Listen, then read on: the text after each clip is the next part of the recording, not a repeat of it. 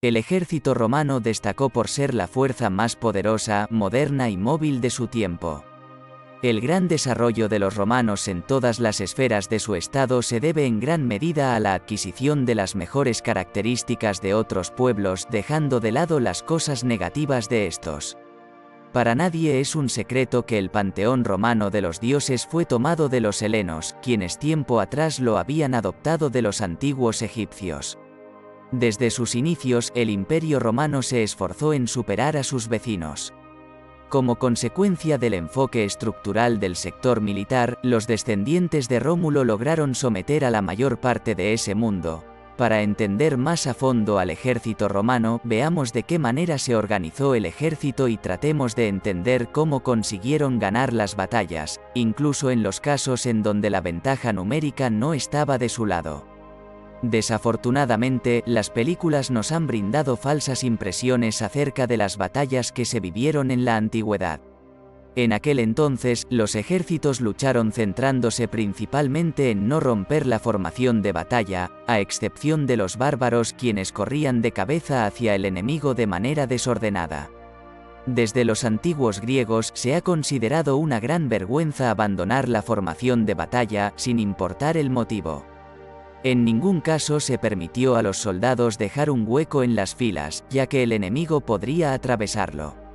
Las prioridades principales de los ejércitos era preservar la formación de combate y ejecutar de manera efectiva las órdenes del comandante. Si un soldado de la primera línea de la legión moría, era reemplazado de manera inmediata por un nuevo combatiente.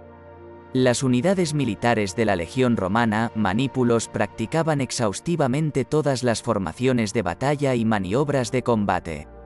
Cada legionario estaba obligado a cumplir con todos los mandatos del centurión. En caso de desobediencia, los soldados eran literalmente azotados para obligarlos a llevar a cabo todas las órdenes.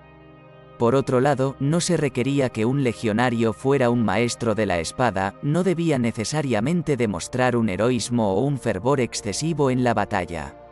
Su tarea se basaba en ser un eslabón de un manípulo móvil organizado de manera tal que cada legionario cubriera a otro.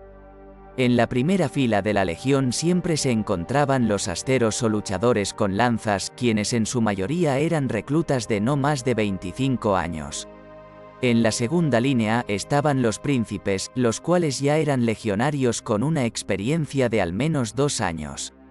Las unidades de élite eran reconocidas como los triarios, quienes se mantenían en reserva.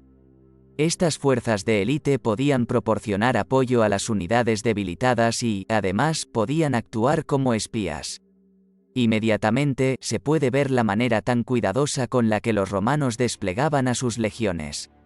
Los veteranos más experimentados y curtidos en el campo de batalla estaban en caso tal de que los manípulos de los asteros no pudieran resistir el ataque del enemigo. Los triarios a menudo ni siquiera participaban en la batalla, ellos simplemente observaban el transcurso de esta desde un lado. La posibilidad de supervivencia de los legionarios en la primera fila dependía directamente de su capacidad para ejecutar las órdenes de manera precisa y sincronizada con todo el manípulo. Si un soldado no podía alinearse a tiempo y levantar su escudo, entonces había una alta probabilidad de que una flecha o lanza enemiga volara hacia él. En el caso de los centuriones, ellos tenían que decidir el tiempo exacto de la orden de reagrupación para que la maniobra no fuera peligrosa para la unidad. También vale la pena señalar que los asteros no siempre fueron los primeros en entrar al campo de batalla. Cada manípulo de asteros era acompañado por hasta 40 soldados de infantería ligeramente armados, quienes luchaban sin una formación específica y eran los primeros en entrar en el campo batalla. Esta infantería ligeramente armada arrojaba jabalinas a las unidades enemigas, provocando así una reacción de ataque de parte del enemigo. Si el enemigo caía en el engaño de este truco y comenzaba a atacar, la infantería auxiliar se retiraba y se detenía detrás de los asteros. Por consiguiente, la batalla generalmente era asumida por los manípulos de los asteros. Antes de la batalla, la legión romana dispersaba a sus manípulos en orden escalonado. Justo antes del choque con el enemigo, las filas debían cerrarse y levantar un muro de escudos. Al comienzo de la batalla, las legiones romanas arrojaban de manera inmediata al enemigo un tipo de lanza muy pesada conocida como pilum, en plural pila. Este proyectil en forma de lanza estaba equipado con una punta de metal muy pesada. El pilum perforaba el escudo del enemigo y se atascaba firmemente en él, obligando a menudo al enemigo a lanzar su escudo. Cada astero llevaba consigo 2 lanzas romanas. Las líneas traseras de las formaciones romanas pasaban estas lanzas a las líneas delanteras a lo largo de la cadena de filas de la legión.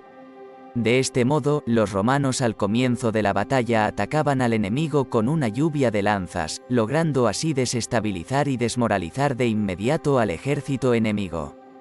Llegados a este punto, los asteros, por orden del centurión, iniciaban una ofensiva utilizando una maniobra de marcha rápida. Las paredes de escudos, que se conformaban por una serie de escudos en manos de resistentes legionarios, derribaban a los enemigos de manera extraordinaria, después de lo cual el destino de estos últimos era algo inevitable.